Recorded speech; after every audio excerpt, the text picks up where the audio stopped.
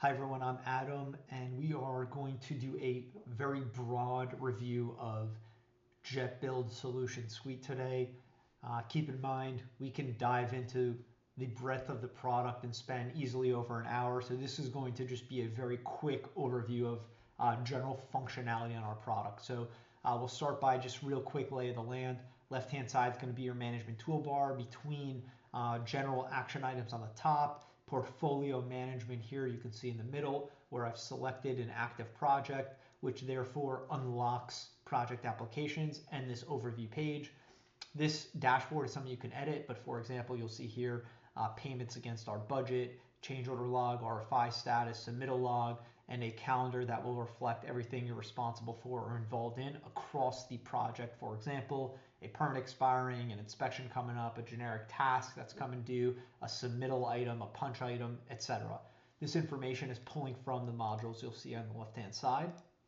And with that, I'm going to go ahead and start bouncing around between solutions, considering kind of pre-dev, pre-construction phase. I'm going to go to WBS module, work breakdown structure. Really neat way to start kind of macro planning your project. As you can see here, project start, existing conditions, etc. What's really nice about this is you have the ability to create action items with workflows, right? So what you're seeing here is predefined custom workflows that we created.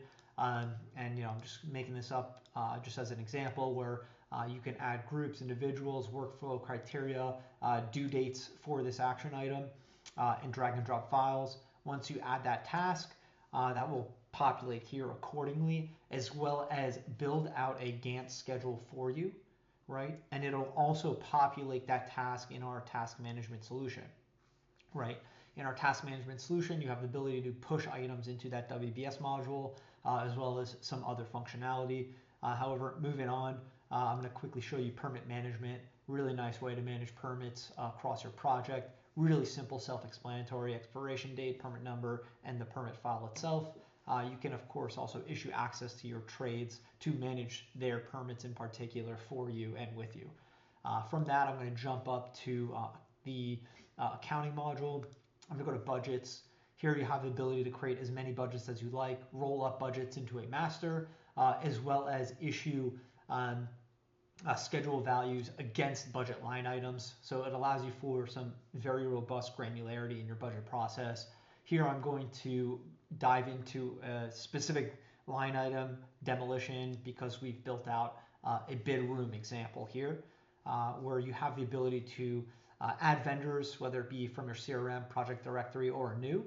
Your vendors will receive access to their bid portal, which is what you're seeing now. Their bid portal is going to be populated based on the information you provide them in your bid room, which was the screen we were just on. And that's everything from bid RFIs, drawings, and a bid schedule, right? So that's populated. I'm in the prior screen now that we were just on. You have automatic bid leveling across your vendors. Here's where you would build out that bid schedule, as well as link drawing issues. This is pulling from our drawing management solution, and add messages accordingly. You can also issue contracts from this page by awarding this as a contract, or you can create contracts from the contract management portal. This is where you start kind of that downstream process for the accounting functions like AP invoice management, change orders, pay apps, etc.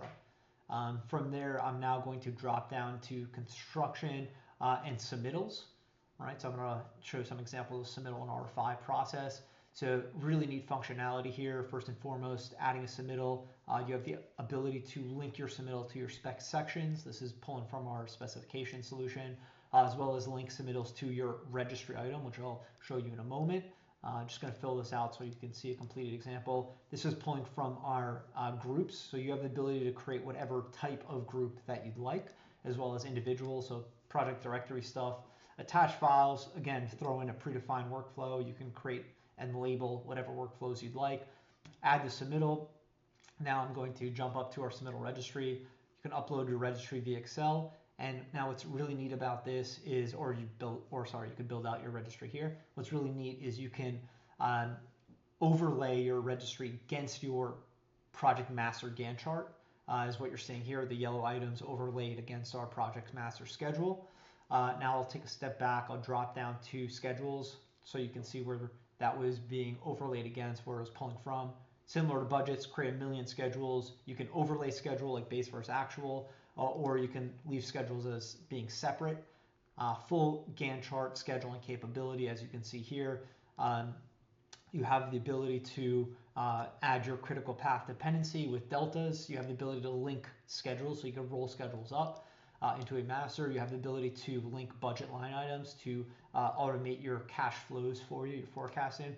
And you can see as I scroll down here an example of concrete that we've rolled up into this project master, and this is the breakout of that concrete schedule, right, by floor, for example. Awesome. So now I'm going to jump back up to, sorry, actually I will stay in construction. I'll go to RFIs, which will link us to drawings in a moment. Adding an RFI, similar to what you just saw for submittals, difference being is you could link RFIs to drawing sheets as well as bid RFIs, right, to issue access to your bidders for this RFI. Otherwise, it's pretty similar to what you saw for submittals. Now I'll dive into what creating a submittal, what creating an RFI, and really for all functionality on our product is you'll see this chat action icon, this correspondence action icon, and what that does is it unlocks a correspondence page specific to whatever item. So it could be this RFI number 11, it could be your project master schedule, it could be a meeting minute, it could be a budget line item, whatever. You have the ability to correspond directly on Jet and index all of this information, pulling you away from emails and centralizing all project communications, project workflows, as you're seeing here, and project documents specific to its function on Jet. What's really neat is you have no restriction on file size, so you can upload whatever file package that you have. If it's a heavy drawing package, for example, you don't have to worry about sharing that over email. It all gets centralized on Jet, which is running off of AWS servers. As you'll see here, accepted responses on the bottom left, always easy to access and reference. And you'll also see the linked sheet, right? So I can select view sheet. This will bring us directly to our drawing module, which lives under collaboration and drawings. And you'll see here in a moment, once it loads, the circled RFI, you could select that, confirm, and this brings you back to that correspondence workflow for the RFI itself. So interlinking of the product, going back to the drawing module, showing you some functionality here, right? You have the ability to measure areas. You would set your scale and save it, and therefore you can create measurements. Here you have the ability to add an RFI from the drawing module or from the RFI tool, vice versa, as you just saw. You also have the ability to add a punch list item, add any file type, whether that be image, video, stamp, signature, etc. And then what's also really neat is you can annotate directly on the drawings. You can @mention that pulls up your project directory and allows you to communicate with your project teams directly in-app on the drawing. Last but not least, you can also search within the document any words, and that will populate right wherever that word is listed on your drawings themselves. As you can see here, I searched slab. Last but not least, I'll use that to segue into the drawings module, and I'll quickly show you our overlay function. So I've just selected our structural drawing set. In that set, I'll select 50%, I'll select issued for bidding and issued for construction, and I'll overlay those files. So effectively in 2-3 clicks, you can have a complete drawing overlay function. You're seeing here, whatever is in turquoise is added as new, and whatever is red means that has been deleted, right, from the difference in drawing issues. So that goes down to the detail level as you're seeing here. Next is I'm going to drop down to reporting, and I'll go to response rates. Really neat report where you can see basically performance reporting of RFIs and submittals. So this is showing you percentage of on-time replies based on workflow, based on due dates that have been assigned to each of your team members. Now going back to reporting, we saw budget creation. So I'm going to go ahead and select budget report so you can see how easily you could get a good macro overview of what's happening with your budget. balance versus completed, spending by period, breakdowns, and then below all that line item detail of, for example, right, completed to date, budgeted amount versus current, and the delta, right? So if you're running over your line item amount versus under, and keep in mind the only way to go over a budget line item would be to reallocate a contingency or to approve a change order against that line item, right? So you can't accidentally go over a budgeted amount. And with that, I'll segue into payment application so you could understand that a little bit better. So here are our 3 finalized budgets. You're seeing 3 finalized budgets because, for example, we've issued access to our superstructure trade to their budget and their pay app so that they could enter their relevant information like their payment request period. So you'll see here we're requesting 25K. I'll change that to 19K for this pay period. I'm going to go ahead and save that. I can go ahead and also log my lien waivers, any backup files as well for this payout period, like images, like invoices, whatever it may be. And now as the project admin, right, I'm going to go into my project master. I'm going to select application number 4. I'll scroll down and you'll see here the corresponding payment application. This is staying on 25K until I merge the linked data.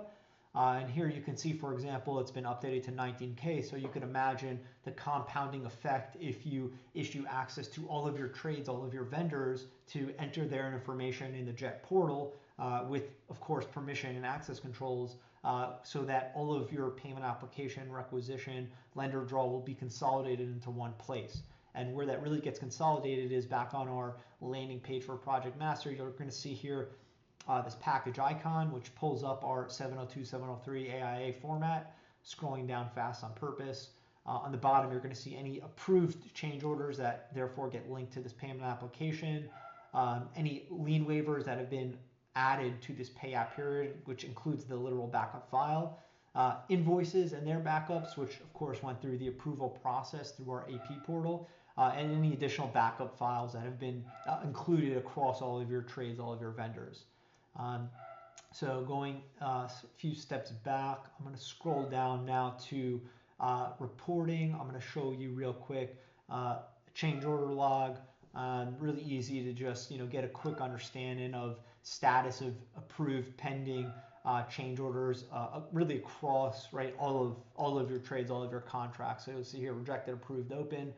So if that ends up adding up to significant amount just in quantity, it's a really easy way to kind of understand that in a macro perspective. And last but not least, of course you can see there's tons and tons of features, but for the sake of showing you a quick overview of the product, I'm going to just go ahead and jump up to open items NEMA reports. Why this is really neat is for an admin, you're going to see open items across all of your teams and all of your projects. You could refine that by selecting ball in your court. All of our action item pages, you could do a print log to PDF, right, or export to Excel. So you can kind of manipulate reporting in whatever way that you want, that you see fit. Then also for end users that are not admins, they'll go to open items and see only what they've been assigned to or what they are involved in, right, whether it be a workflow or added as a group individual in that action item process, like a punch, for example. Then last but not least, I'll jump up to email reports. Just a great way to receive daily, weekly, monthly updates based on whatever you select here across our solution suite. And with that, go back to our just landing page for portfolio management. Any questions, I'd love to hear them and dive into any solutions that are specifically relevant for your needs further. Thanks so much for tuning in.